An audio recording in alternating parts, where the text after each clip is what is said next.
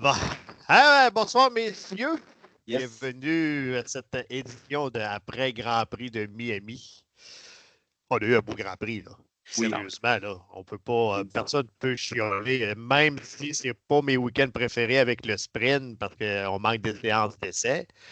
J'ai été impressionné par tout en fin de semaine. Si on regardait les images à tout ce qui est alentour du stade Hard Rock. Par contre, je me suis fait dire que c'était un petit peu cher. Si tu voulais aller manger au kiosque de Gordon Ramsay, c'était 20 000 US. Ouais, ben là, on doit s'en douter, hein, c'est c'est Gordon.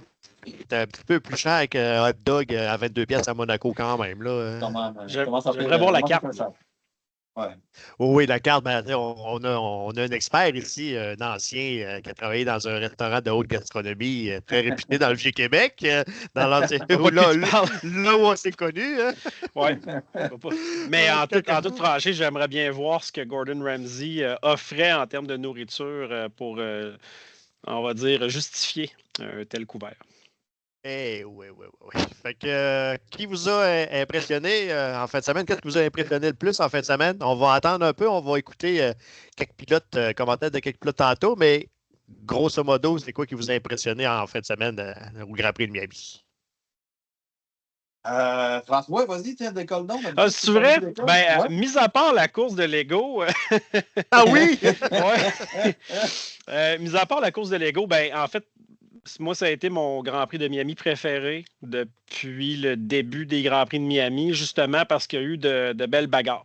Donc, encore une fois, Oscar Piastri a impressionné par son coup de volant. On voit qu'il n'a pas de complexe face à Max Verstappen. Sinon, également, je dois avouer que Esteban Ocon a impressionné un peu dans sa défense. Là. Il a vendu charmant sa peau là, face à Hamilton. Donc, bravo à toi, Dominique, pour la performance de Esteban Ocon. Je déteste pas Ocon, mais c'est juste que c'est pas mon poulain en ce moment. Quelle défense, mais tout le monde dit ça. Hein? Ah, j'aille pas Ocon, mais c'est pas tant ma tasse de thé. Ben, en fait, tu sais, Ocon, je suis un peu mi-figue, mi-raisin là, à cause de certaines choses du passé. Exemple, Sao Paulo avec Verstappen, je trouvais ça un peu curieux. Mais n'empêche, tu sais, j'ai toujours aimé quand même ce pilote-là depuis qu'il a évolué. Je l'ai vu un peu en DTM avant qu'il en F1. Tu sais, il était un peu up and down. Fait que ce gars-là, je pense, oui, mérite son volant en F1. Et puis, tu sais, est justement en train de vouloir le conserver en donnant de la performance. Donc, il a marqué un bon point. Mais en gros, beau Grand Prix de Miami. Isaac Hadjar m'a impressionné, Oscar Piastri m'a impressionné, Antonelli évidemment m'a impressionné épouvantablement là, avec sa pole à la sprint et quand même bien performé. Là. C'est de valeur ce qui est arrivé là, dans la course sprint avec les accidents dans les puits, il n'a pas eu le choix de passer tout droit, tout ça. Mais ça m'a impressionné aussi son comportement. C'est ça, exactement. Un réflexe extraordinaire de vouloir préserver la santé des mécanos. Donc, pour faire un résumé, là, ça, c'est les points principaux. Mais il y a beaucoup de choses qui m'ont impressionné, mais je ne parlerai pas de ça pendant 20 minutes non plus. Éric, c'est à ton tour. Moi, pour être bien honnête, on va dire comme ma grand-mère, ça allait bien en avant, aller jusqu'à l'arrière. Si on avait eu plein de plans de caméras, on en avait pour se gaver, comme on va dire. Mais Hamilton, je suis désolé, mais c'est le.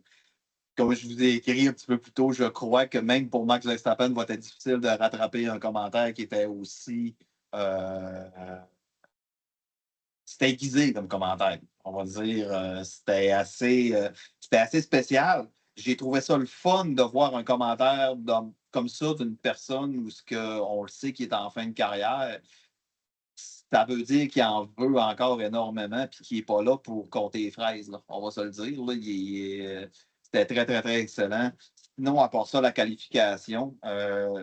Honnêtement, je ne vais pas déblatérer là-dessus, mais la qualification, la Red Bull me fait penser à Ferrari il y a 2 ans, capable de se qualifier épouvantablement, mais pas capable de tenir la course au complet. Mais Max est encore allé nous chercher une Max Run dans la qualification, ce qui, je pense, vient déterminer la différence entre le pilote et le pilote tout le temps à la bonne voiture avec le bon pilote. On n'a définitivement pas une bonne voiture chez Red Bull, on va se le dire. C'est une troisième. c'est une troisième si c'est pas une quatrième. Nouveau plancher, en plus, apparemment qu'il s'en va vers la bonne direction, mais les qualifications, c'était assez excitant à voir aussi. Pour Verstappen uniquement, je crois, le nouveau plancher toutefois. Oui, effectivement, oui.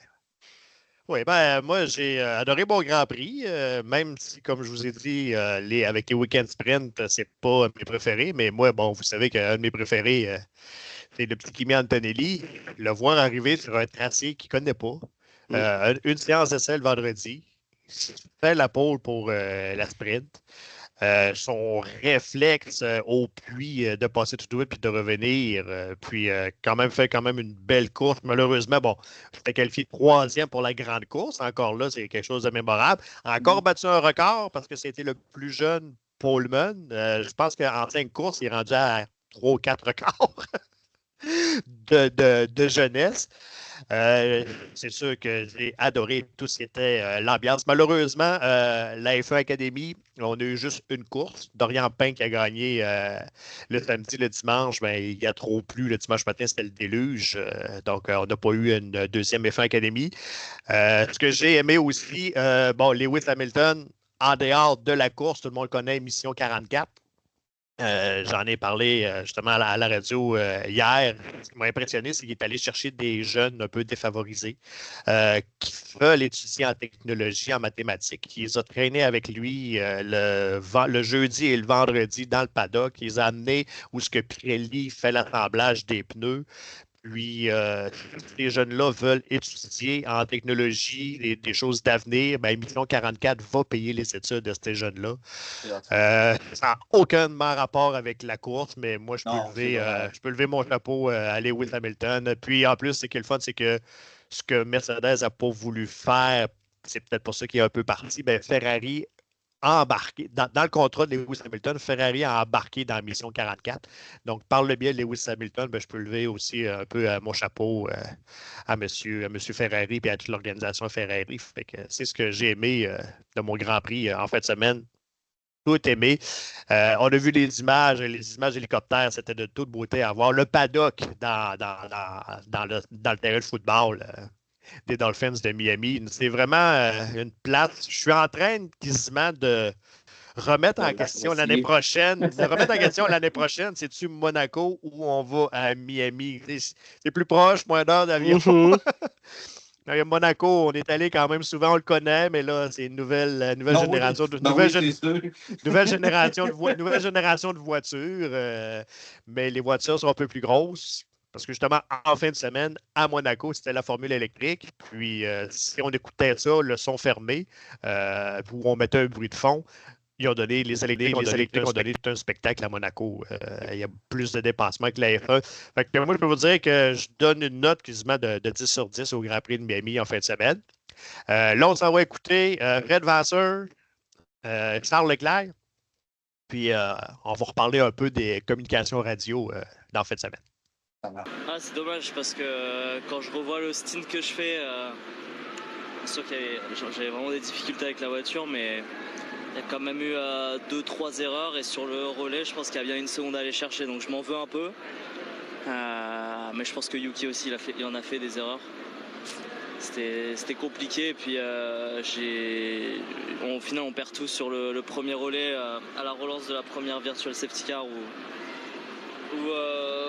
je relance avec trop de gap avec la voiture de devant et j'avais des problèmes avec les freins. Du coup, quand il y a Lewis qui me double, je tire tout droit, je salis les pneus et puis je prends juste du retard sur tout le groupe de devant. Voilà, aussi vite que les voitures devant, on s'est fait distancer malheureusement.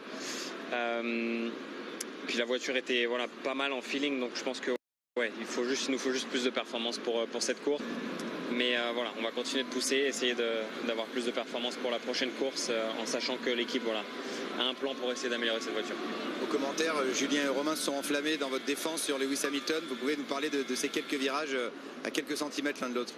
Ouais, normalement je défends jamais parce que je savais que il avait plus de vitesse que nous, il allait finir devant la course, mais je me suis dit j'en ai marre d'être passif dans ces choses-là. On n'a pas la vitesse certes, mais il va rester derrière quelques tours et on a réussi à garder Lewis 5-6 tours. C'était une belle bataille quand même, mais ce serait bien d'avoir un petit peu plus de performance pour réussir être plus proche que Lewis demandait, mais dans tous les cas, je lui en veux absolument pas. Je pense que l'objectif de nous deux, c'est d'essayer de maximiser le résultat. Je pense que malheureusement, il n'y a pas eu assez de discussion de mon côté avant de faire le swap, parce qu'à ce moment-là, j'ai essayé de garder mes pneus pour la fin. Après, on m'a demandé de swapper, ce que j'ai fait tout de suite, mais c'est difficile. Mais voilà, il y a des choses que je vais...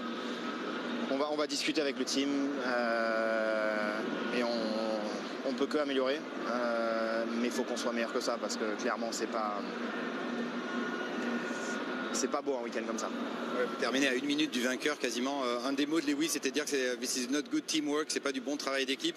Ça vous chiffonne d'entendre ça? Je sais pas quel était son point de vue ou sa situation. Moi, la première fois qu'on m'a demandé de swapper, je l'ai fait 100 mètres plus tard. Pas pour dire qu'il l'a pas fait, hein, juste je l'ai fait de mon côté dès que ça m'a été demandé, donc c'est pas que ça a traîné de mon côté. Après, je sais pas quelles ont été les discussions avant ça entre Lewis et le team. Donc voilà. Lewis était en médium à ce moment-là et Charles en hard, et que Lewis avait certainement plus de chances de rattraper Antonelli. On leur a demandé de swapper. Et notre règle interne, c'est que si on ne rattrape pas la voiture devant, on re-swap pour revenir à la position initiale. Alors après, on peut argumenter qu'on a perdu un demi-tour ou un tour à le faire, mais je ne pense pas qu'il y ait beaucoup d'équipes aujourd'hui qui aient demandé à leurs pilotes de swapper. Ça marche. Bon, qui veut se lancer le premier sur la belle conversation de Lewis Hamilton avec son équipe, son team? Écoute, moi, je vais le dire, je vais me lancer, c'est le plus beau commentaire, comme je vais répéter, c'est le plus beau commentaire que j'ai entendu d'un gars trop de monde disent que ce gars-là va finir sa carrière, puis ça va être relax, puis ça va être... on n'est pas là pour gagner, mais on est là pour finir à Ferrari, tout ça, puis il vient carrément de prouver le contraire. Je pense que là, la couverte, il y en a un qui tire plus fort que l'autre. Puis il y en a l'autre qui tire la couverte moins fort, ne veut pas se laisser aller non plus. Fait que je suis agréablement surpris. La saison va être longue. On va en entendre, d'après moi, des vertes, des pommes, parties comme c'est là. Très certainement. En même temps, c'est que ça nous met aussi un peu la table sur le dessin qu'on s'attendait un peu avec Charles Leclerc et Lewis Hamilton, parce que Charles Leclerc, c'est l'homme d'expérience de Ferrari, c'est l'homme de confiance de Ferrari. Il a encore beaucoup d'années de carrière devant lui, mais Lewis Hamilton, c'est le champion, c'est multiple champion, c'est une légende en fait. Puis, tu sais, on veut tous que ça marche bien. On veut que ça marche bien pour Leclerc, on veut que ça marche bien pour Hamilton. On aimerait ça le voir remporter un 8e championnat pour Ferrari, ça serait vraiment légendaire. En même temps, de ramener Ferrari à l'avant. Moi, quand je vois des communications comme ça, je suis content qu'Hamilton soit vocal, mais d'un autre côté, je me pose toujours des questions, genre, OK, mais cette relation-là, tu sais, en même temps, ce qu'il dit dans le micro en course, on ne connaît pas la relation d'ingénieurs et pilotes hors course, donc des fois, je suis là, est-ce que ça peut miner cette relation-là? Est-ce que c'est la bonne personne dans la bonne chaise, pour paraphraser mon ami Kevin Fontaine, là, qui utilise souvent cette expression-là? Donc, parce que Bono et Hamilton, ils se connaissaient depuis longtemps. Maintenant, Hamilton est avec un nouvel ingénieur de course. Donc, est-ce que ces deux-là sont compatibles ensemble aussi? Puis, c'est sûr qu'Hamilton avait raison de grogner un peu parce qu'il était dans les pneus médiums avec une fenêtre de performance beaucoup plus réduite. C'est le temps d'aller chercher les pilotes en avant. Je pense que s'il avait dépassé Leclerc, s'il avait pu dépasser Leclerc d'avance un peu, 2 tours avant, il aurait peut-être pu aller chercher la position en avant. Là, un coup, ça a été fait. La fenêtre de performance des pneus d'Hamilton sont peut-être aussi usés à cause de l'air sale. Donc, oui, il a dépassé Charles Leclerc à cause des consignes, redonné ensuite, mais je pense qu'on a perdu beaucoup de temps précieux de la part de Ferrari. Petit cafouillage, peut-être que c'est de mettre la table et de clarifier un peu pour le futur ce qui peut être fait pour avoir un meilleur résultat d'équipe, parce que, comme il l'a dit, c'est du beau travail d'équipe. Ouais, les cafouillages de Ferrari, c'est pas nouveau non plus. Là. On date de ça depuis longtemps. Puis même si Fred Vasseur a fait un semblant de ménage, peut-être un ménage tranquillement pas vite, il reste tout le temps des grenades quand même qu'on dirait que la communication n'est vraiment pas là. Fait que mais moi, j'ai comme pensé qu'on réfléchit trop, on utilise trop les datas depuis quelques années en F1. On a pris 3 tours à calculer les datas des pneus de Lewis. Bon, on est rendu à tel tour, ils sont en telle chaleur, ils vont performer, tu vas perdre temps. Au lieu de dire, ben, gars, oui, on switch, vas-y, puis peut-être que les datas vont changer justement parce qu'il ne sera plus dans l'air sale, il va l'avoir dépassé. Moi, je disais, Lewis est 7 fois champion du monde, là. Il était vraiment derrière de Charles Leclerc. Oh oui. Charles Leclerc, il l'a dit tout de suite après. Il dit, moi, j'entends pas ce que Lewis dit avec son ingénieur. Il dit, moi, quand on m'a dit qu'il faut switcher, et je le voyais qui était dans mon derrière. Fait que j'ai switché, mais c'est ça. Ferrari, les stratégies, on peut en parler longtemps, Charles Leclerc, des stratégies d'équipe chez Ferrari. C'est pas vraiment. Mais moi, je voudrais vous revenir. C'est quoi le commentaire de Lewis Hamilton que vous avez aimé le plus?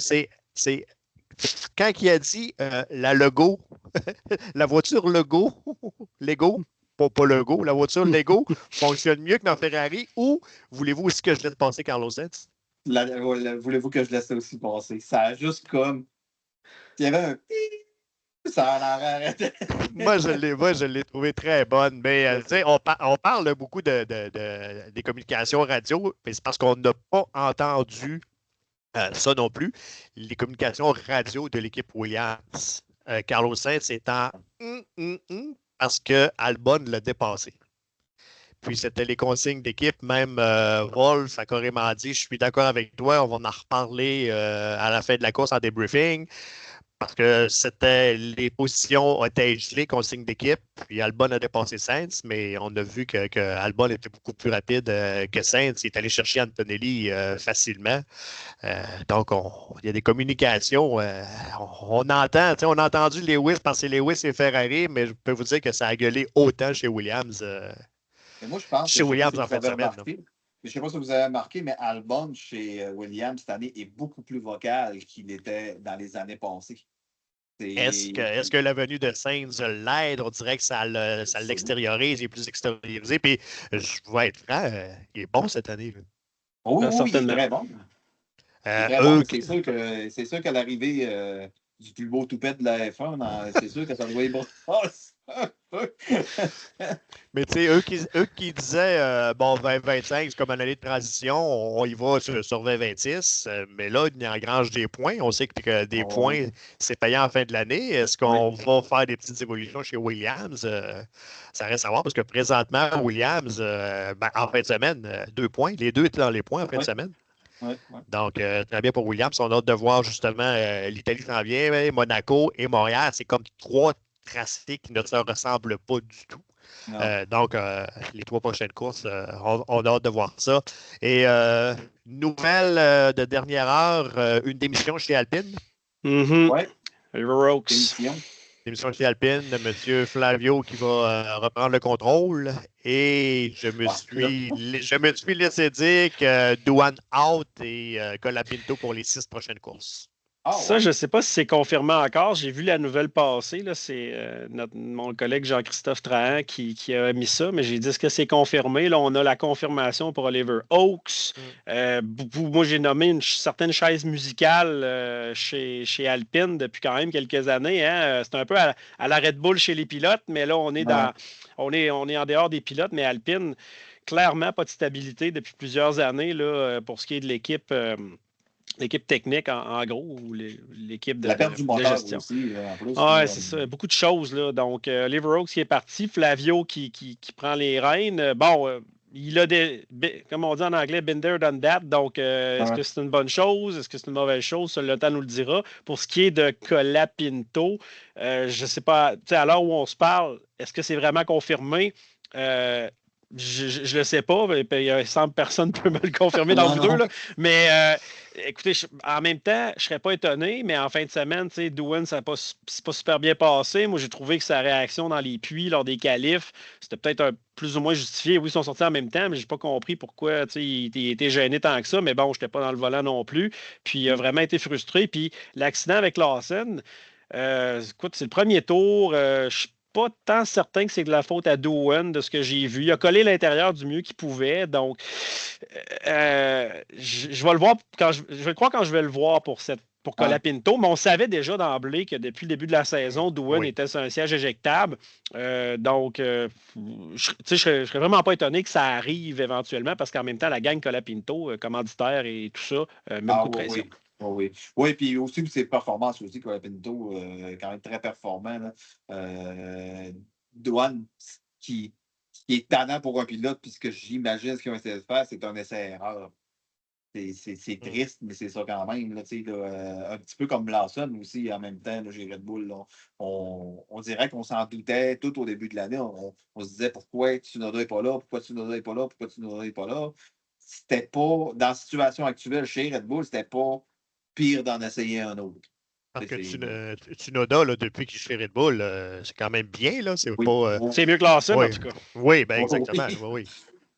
Pour la voiture, là, moi, je félicite le petit Tsunoda. Là, il fait bien, même en fin de semaine, là, quand même bien fait là pour s'habituer à une voiture qui semble inconduisible. On amène lui, il n'avait pas le nouveau plancher. C'est ça, il n'y a pas le plancher.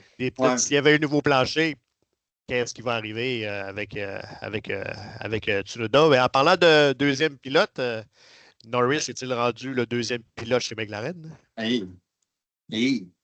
C'est l'année n'est pas finie. Là. Il y a du tirage de couvercle dans toutes les écuries cette année. Là. Au risque de me répéter encore et encore, Piastri est tellement posé comme personne, tellement relax en arrière de ce volant-là. Écoute, c'est traumatisant presque. Là. On tripe sur Antonelli, là, qui est quand même énergique et tout. Mais je pense pas, honnêtement, qu'il fait l'effet Oscar Piastri depuis qu'il est rentré. Là. Moi, je vous dirais une ressemblance, puis je le dis à qui veut l'entendre, une ressemblance Oscar Piastri avec le fameux Iceman, M. Kimi Raikkonen. Oui. Inébranlable. Son dépassement, ça n'a pas pris grand temps à dépasser Verstappen. Norris, Lando, ça a pris 3-4 tours. On dirait que non, puis je pense qu'il a même gagné. À entendre parler Max Verstappen, il a gagné son respect. Oh oui, absolument. Très certainement. Puis en même temps, ce qui est le fun avec Piastri, c'est que, je n'en ai déjà parlé, c'est qu'il n'y a pas de complexe d'infériorité envers personne.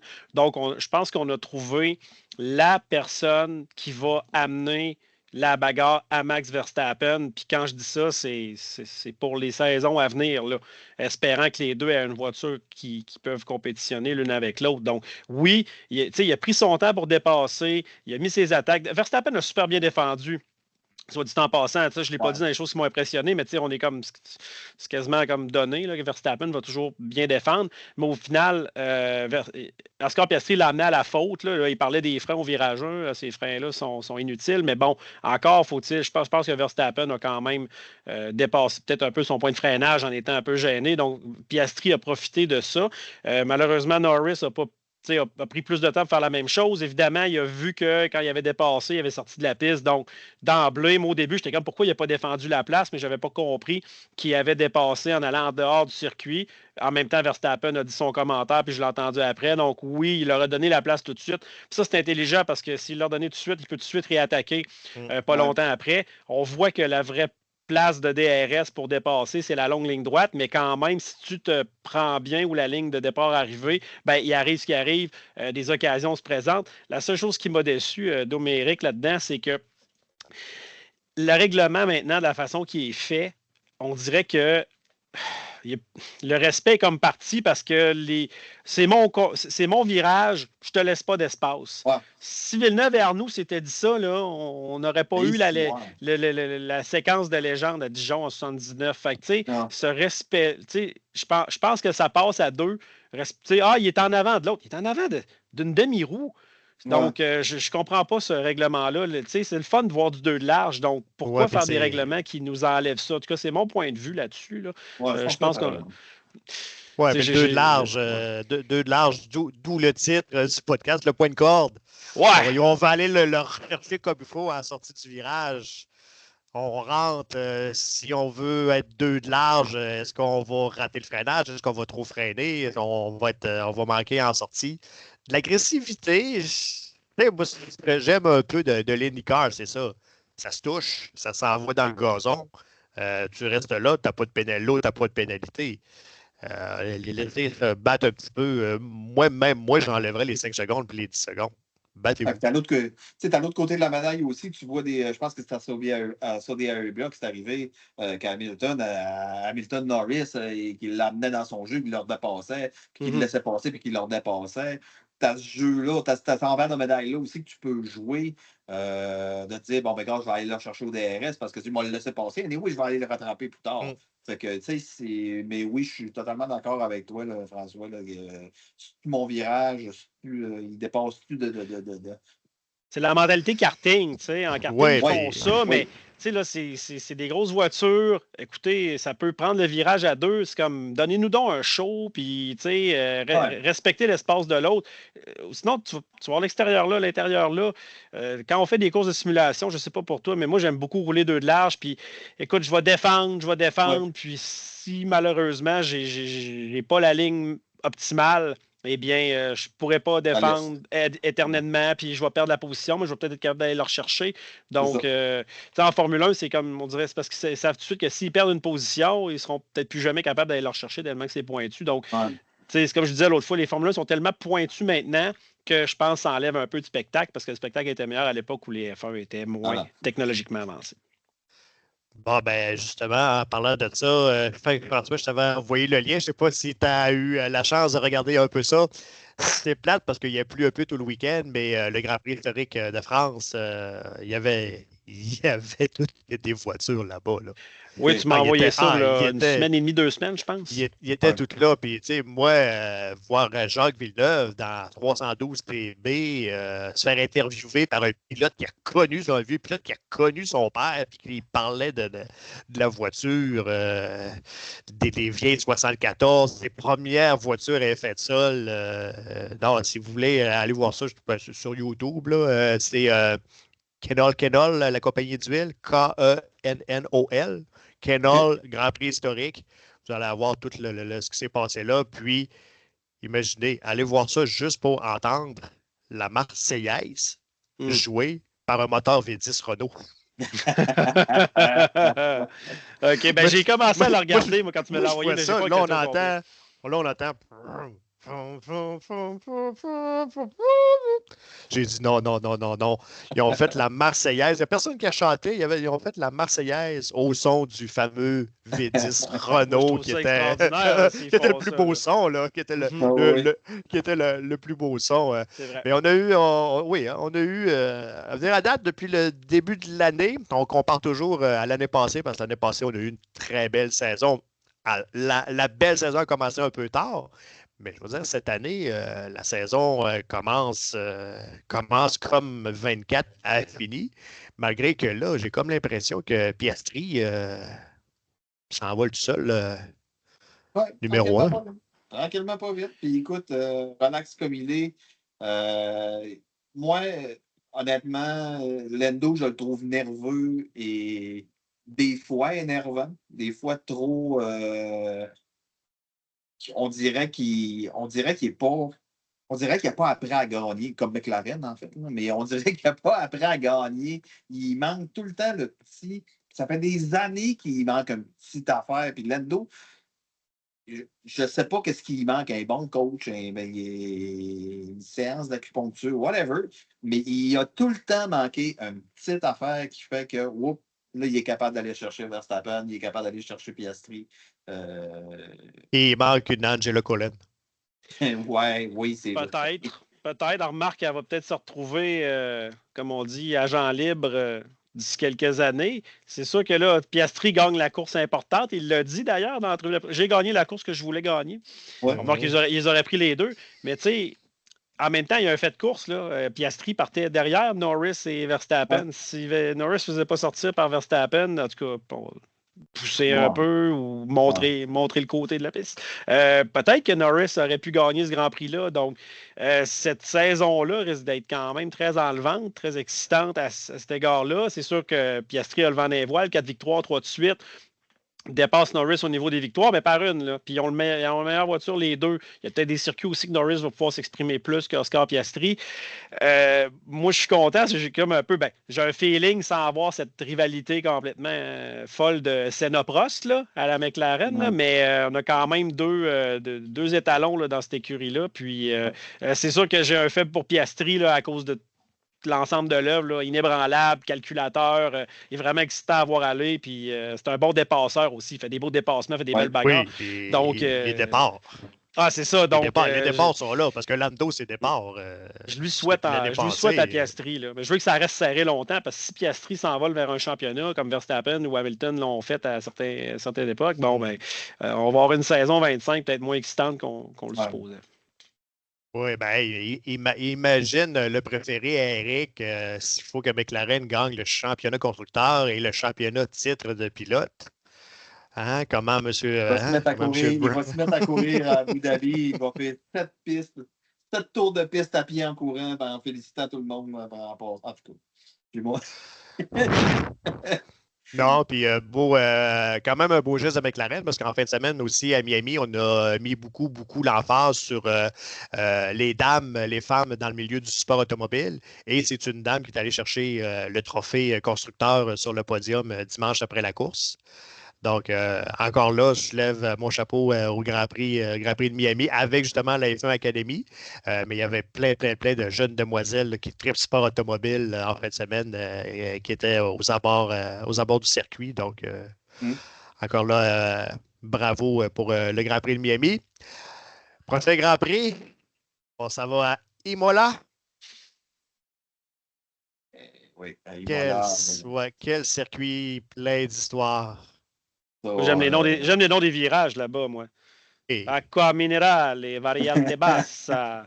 Puis, non, Imola, ça nous rappelle toujours un mauvais souvenir, mais en dehors de ça, ça reste un circuit qu'on aime beaucoup. Puis, je dirais un mauvais souvenir. Non, deux mauvais souvenirs, dans le fond. Parce que, oui, Ayrton était. Mais on oublie, j'ai toujours Ironie, de la misère. Non, celui qui était commandité par MTV, Ratzenberger. J'ai toujours de la misère à dire son nom. Là. Mais l'événement entre Villeneuve et Pironi, c'était pas justement là, Imola? Je pense que oui. Je pense que oui. Donc, c'est ça. Mais 2 décès la même fin de semaine sur une piste. On l'oublie, Ratzenberger, des fois, hein, mais c'est vrai que. C'est vrai que en fait, on met l'emphase aussi là-dessus. Si Senna n'était pas mort la même fin de semaine, peut-être bien qu'on ne parlerait pas tant de Ratzenberger, mais c'est vraiment. C'est ça, mais c'est un décès qui a été. Puis même Senna a été très affecté par ça, puis il pensait même ne pas courir le dimanche, chose qu'il aurait probablement dû faire. Là. Parce que ce que Netflix ont fait avec des acteurs incroyables qui se ressemblent sur la vie de Senna, cette partie-là, ce week-end-là au Grand Prix d'Imola avec le docteur qui tapait les mains, puis ça n'a pas si proche que la course soit annulée, mais dans ces années-là, hein, c'était... On y va, là. C'est Sid Watkins, hein, me semble. Oui, M. Watkins, qui a été médecin, mais tellement longtemps. Je pense que les dernières années, lui avait son médecin aussi qui le suivait. Fort probable, là, à un moment donné. Tu peux pas te passer toi-même au bistouri, là. Non, Grand Prix d'Imola, moi, la belle histoire que j'ai au Grand Prix d'Imola, c'est que je suis assis à la Corvatosa, puis à côté de moi, il y a des Siciliens. Puis on voit arriver un couple avec un gros drapeau finlandais dans le temps de Mika Hakkinen puis de Michael Schumacher. Moi et mon père, on est habillés en rouge Ferrari. Les Siciliens parlent en italien à mon père. Mon père ne comprend rien parce qu'il ne parle même pas anglais non plus. On colle les radios, on switch de place. Je m'assois à côté d'eux, avec mon latin du secondaire, des garçons d'école privée, un petit peu l'italien, mais on s'est mis un petit peu à parler en anglais. Puis là, quand eux sont arrivés, ils nous ont montré les billets. Mais les billets, leur place, c'est écrit en italien. Sur les billets, tu es en Italie, c'est pas écrit dans les 3 langues. C'est écrit en italien sur le billet. Fait qu'eux, ils parlent un peu anglais ou finlandais.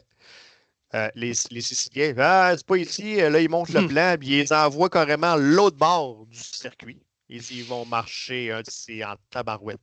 Là, je pense qu'ils sont rendus un petit peu plus loin.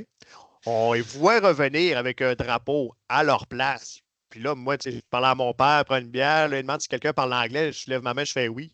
Là, je les vois que c'est eux. Là, je vois les faces des Siciliens. Je dis, oh, c'est-tu ici que ma vie se termine? Fait que là, oui, là, il montre le billet. Puis là, je lui dis en anglais, non, repartez par là, puis prenez le petit chemin, puis il y a le pont, puis je fais la même affaire en anglais. Puis je les vois partir. Les Siciliens me regardent. Qu'est-ce que tu leur dis? Là, je prends le billet, je lui ai dit que c'était là, le place. Le rack de bière, il a regardé le vendeur, il a dit, ton rack de bière, comment il coûte, tu le laisses là. On a eu de la misère à ressortir du circuit. Molto bene, molto bene. Non, on a bien ri, mais un circuit mythique. Ce que j'avais remarqué en Italie, c'est qu'il est le fun, c'est que le circuit d'Imola, c'est les circuits des gars de char, des mécaniciens, des passionnés, des vrais passionnés. Et le Grand Prix de Monza, c'est les vedettes, la mode, le VIP. Donc, Grand Prix d'Imola, j'avais. Le virage 1. D'ailleurs, je cherche ma gravelle. Là, j'ai toujours mon petit pot de gravelle là, que j'ai ramassé. Puis les carabiniers ont failli m'embarquer en dedans parce que j'ai passé une place que je n'avais pas le droit de passer. Mais ça me prenait ma gravelle. Ça me prenait ma roche de ce virage-là, proche du mur où ce que malheureusement. Ayrton Senna s'est décédé, mais c'est un circuit mythique. Est-ce qu'on va le perdre? Parce que, bon, avec Liberty Media, on veut aller en Afrique du Sud, on veut aller en Thaïlande, donc peut-être que l'Italie n'aura plus droit à 2 Grands Prix dans les prochaines années. Puis, pensez quoi de ça, les expansions? C'est un championnat du monde. Est-ce qu'on devrait aller... Là, les Émirats arabes ont quand même beaucoup de courses présentement. Championnat du monde, est-ce qu'on devrait justement, on ne va pas en Afrique, est-ce qu'on devrait aller en Afrique? Il faudrait quand même faire tous les continents ou toutes les grandes villes. Oui, il faudrait, mais moi, je pense que c'est simple. Là, il faudrait faire les continents le plus possible. Peut-être même une année aller d'une place, une année aller dans l'autre. Il ne faut juste pas oublier ceux-là qui sont là depuis longtemps. Je veux dire, les Monaco de ce monde, ça ne partira pas, on se le dire. Les chars vont prendre 2 fois d'expansion, puis ça ne partira pas non plus, puis ça ne passera plus nulle part, puis ça va rester là quand même. Ils vont construire sur la mer à Monaco, ils vont élargir le circuit, ils vont construire sur la mer, s'il faut. Montréal, je pense que c'est un circuit qui va rester. Je crois qu'il devrait être, petite parenthèse, devrait être dirigé par quelqu'un d'autre. Mais ça n'a pas changé cette année, c'est plus Octane. Je pense que c'est la gang de Bell, les gros boss de Bell Canada. Ou, en tout cas, je ne confirmerai rien là-dessus, mais je ne suis pas sûr qu'Octane est encore là-dedans. Je te dirais, mais Olivier Primo, dessus de ça, d'après nous, on va l'avoir pour 350 ans. Avec le Beach Club dans le milieu de l'île. Ouais. Mais je pense que garder les vrais mythiques, là, les vrais bons circuits, ça fait des années que ça rentre là. Je pense qu'il faudrait que ça. Ah, ben, tu sais, lui a décidé de se flusher. On a perdu Éric, mais pour finir sa phrase, je pense que garder les circuits mythiques, là, ce serait ce qu'il y a de mieux à faire, là, parce que il faut garder ce cachet-là. Là. Mais je suis d'accord avec Éric, moi, là-dessus. Parce que c'est drôle parce que quand Éric a disparu, je touchais à ma clé USB pour être sûr qu'elle était bien branchée. Puis j'ai comme fait qu'est-ce que j'ai fait? Puis finalement, je me rends compte que c'est fort probablement pas de ma faute ce qui se passe là. Mais pour prendre la balle au bon, l'expansion, retourner en Afrique à Kialami, je pense que ça pourrait être quelque chose d'intéressant si le circuit est mis au goût du jour. Il y a quand même beaucoup d'historique là-bas. Il y a peut-être de quoi de nouveau à faire. Oui, c'est Afrique du Sud, mais sinon, je ne sais pas où en Afrique. Il y a certainement des pays qui ont pris un peu plus d'essor les dernières années, qui étaient peut-être plus défavorisés à l'époque où on pourrait faire ça, mais il faudrait que je regarde ma map monde. Mais, exemple, les expansions aux Émirats arabes ou ces pays-là où le pétrole et les deniers règnent, cash is king, comme on dit. Moi, j'aime bien Bahreïn, hein, ça donne un beau spectacle, mais une place comme le Qatar, avec le circuit de moto, a priori, de MotoGP, je trouve pas que le spectacle est super. En plus, la température est complètement folle. Donc, alternance de certaines places. Gardons les classiques comme Spa, revenir en France. Je pense que Éric veut revenir. Donc, tu sais, en France, je trouve ça un non-sens. Sans souci, mais j'étais sûr que je t'avais flushé, parce que j'avais touché à ma clé USB. Je fais qu'est-ce que je viens de faire, mais finalement, c'est vraiment un addon. J'ai pris la balle au bon. Parce que j'y ai donné 10 secondes de pénalité, fait qu'il est allé le purger à son arrêt au pied. Oui, c'est ça. Fait qu'on parlait d'expansion, je parlais d'Afrique du Sud qui a mis tout ça, faire une alternance aussi de circuits, parce que, tu sais, il y a plus de circuits que de courses disponibles. Fait que, si on les a des fois, d'année en année, qu'un revient ou pas, qu'on s'échange Italie. Ben, tu sais, Italie, Monza va toujours rester, mais ça peut être en France, Belgique, Allemagne, ces affaires-là. Donc, tu sais, je pense que Zandvoort va disparaître. Oui, parce que les Français ils sont prêts là, à réavoir un Grand Prix de France. Là. Il y a quoi? Il y a 5 ou 6 francophones en ce moment en F1, si on compte, là? On a Adjar. Adjar, Gasly, Ocon, Leclerc, Stroll. Stroll, Leclerc, Monégasque, Stroll, Canadien. Mais c'est des francophones, donc... Qui parlent francophone, oui, parce que Leclerc était le porte-parole du Grand Prix historique de France cette année. Mais tu as 3 Français, là. Tu as quand même 3 Français. Oui, Français. Ben, on a faut ne jamais l'oublier, on a un franco-algérien. Franco-algérien. Faut pas oublier la partie algérienne parce que s'il y a un peuple qui est fier de leur descendance et qui est fier de leur drapeau, c'est Méchon de l'Algérie. Oui. Ça fait qu'il ne faut pas l'oublier, lui, c'est un franco-algérien. C'est bon. Mais, bref oui, l'expansion, mais là, je pense qu'on a assez de courses. Donc, c'est de trouver les bons endroits, peut-être de rayer un peu les circuits qui offrent un moins bon spectacle. Puis. Ouais, le premier, moi, sur ma liste, c'est Las Vegas. On enlève ça. T'es-tu sérieux? On enlève ça. Oui, non, moi j'adore le spectacle à Las Vegas. Pourtant, je te semble la course est le fun. Puis. Va être déçu. Ils ont signé pour combien d'années? Je le sais pas. Je le sais pas, mais encore à l'heure où on se parle, c'est devant les tribunaux. C'est le bordel à Las Vegas. Tu arrives là, le chauffeur de taxi, c'est même pas un Grand Prix de Formule 1. Ils ont fait fermer des restaurants parce que le monde ne pouvait pas aller dans tel restaurant à cause des barricades du circuit.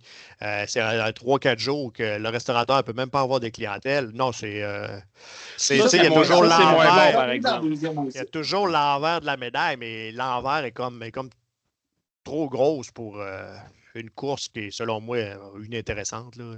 Au moins, l'année passée, il avait réussi à calfeutrer le égouts. Fait que ça n'a pas scrappé des autos. Mais non, moi, je sais pas, c'est Las Vegas. Puis, même on regarde les pilotes. La première année, les pilotes se demandaient ce qui se faisait là. La deuxième année, ils se sont fait dire d'avoir une banane parce que les télévisions étaient là. Mais non, moi, Las Vegas, je t'enlève ça. Juste côté spectacle, mais ça... Mais j'avoue que la première année, c'était un fiasco. On voyait tout de suite, les pilotes ne savaient pas ce qu'ils faisaient. Là. Le gars, c'est maintenant rendu un mime. Le gars qui gueule Checo Pérez, bien fort dans sa face, puis mon Checo qui ne savait pas où aller, il voulait juste s'ancrer son camp. C'était spécial. Le gars du combat de boxe, l'animateur, le présentateur de boxe. Ouais, c'est drôle, ça, un peu, par exemple. Oui, ben, c'est sûr, c'est ça, mais si on y va aussi côté, si on passe à Lewis Hamilton qui est fort sur les droits de la femme, les droits humains, les droits ici, il y a certains pays que les droits sont bafoués, même si ces pays-là ont beaucoup d'argent. Liberty Media, c'est quand même américain, ça. On est bien, on est quand même assez. La femme doit être libre. Il y a certains pays que je mettrais une croix sur le Grand Prix, mais ça, c'est personnel, mais c'est sûr que Liberty Media, beau être américain, je pense que le langage qui parle, c'est le langage de ça. Moi, je me débarrasserais de Qatar en premier. C'est mon premier choix pour me débarrasser. C'est un circuit qui est le fun à faire en simulation. Probablement à conduire, mais c'est tout le temps en virage. C'est un circuit de moto, comme on parlait là, avec Doom. Fait que, ça peut être le fun de pilotage, mais la température est extrêmement chaude. La dernière fois, les gars ont failli s'évanouir. Puis, il n'y avait pas. Le spectacle était moins bon. Moi, j'ai aimé le spectacle de Vegas. J'étais moins familier avec l'envers de la médaille, toutefois. Là. Mais moi, je pense toujours au spectacle. Donc, mon premier choix, c'est le Qatar, mais. Virage, alternance, classique mélangé avec des beaux grands prix. Je disais que Bahreïn est le fun parce que Bahreïn donne un beau spectacle. Donc, celui-là, je pense que c'est la meilleure ajout dans les grands prix plus contemporains. Ouais, mon circuit préféré, c'est celui qui a des bankings, là, puis avec la caméra gyroscopique, là, où on voit vraiment les virages. Ah, ça, c'est des circuits Zandvoort, là. Ouais. C'est un circuit que j'adore, ça, là.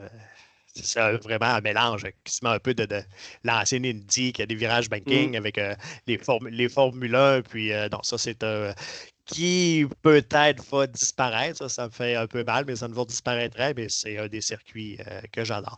Mais Miami, en fin de semaine, jusqu'en 2041. Fait qu'on est sauf.